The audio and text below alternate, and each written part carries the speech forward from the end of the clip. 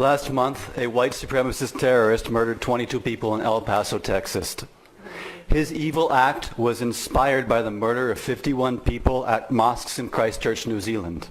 That man's evil act was inspired by the murder of 77 people in Norway in 2011. In Norway, terrorist Anders Breivik left a manifesto that describes how he was inspired by other extremist and nationalist groups around the globe. Breivik pointed to the RSS in India.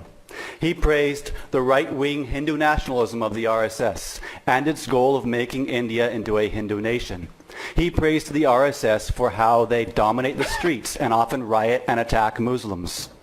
He said the goals of white supremacists and the RSS are identical and that they should learn from each other and cooperate as much as possible.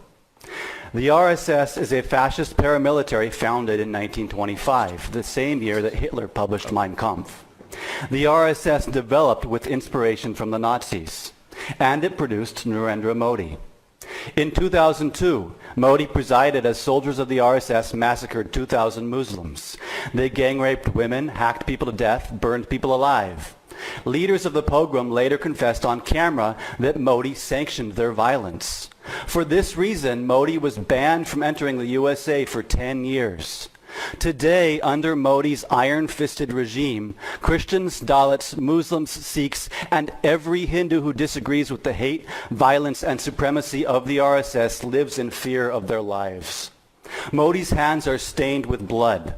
Those who shake his hand in welcome cannot wash their hands of complicity in his crimes.